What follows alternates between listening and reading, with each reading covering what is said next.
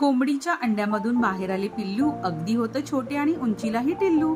कोंबडी म्हणाली, पिल्लू बाय, सांग तुला काय हवे? किडे हवे तर किडे घे, दाणे हवे तर दाणे घे, आणून देईल तुला हवे असेल ते खाणे. पिल्लू म्हणाले, आई दुसरे काही नको, छोट्याशा कपामध्ये चहा भरून दे आणि अंड्याचे बटर गार्लिक एग बनवून दे. मग आईने घेतला पॅन, बटर घातलं पॅन मध्ये, अंड अर्धवट घेतलं शिजवून. मग त्याच पॅन मध्ये परत आईने टाकलं बटर, बारीक चिरलेला लसूण, त्यामध्ये घातली काळी मिरी पूड, मस्त परतवून घेतलं.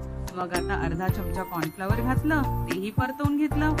त्यामध्ये घातलं अर्धा कप दूध, व्यवस्थित एकजीव करून घेतलं. मग आता घालायचं चिली फ्लेक्स, मॅगी मसाला, चवीनुसार मीठ, परत एकदा व्यवस्थित एकजीव करून घ्यायचं. मग आता आपल्याला घालायची आहे बारीक चिरलेली कोथिंबीर, अर्धवट शिजवलेलं अंड, व्यवस्थित मिक्स करून घ्यायचं. झालं तयार बटर गार्लिक एग.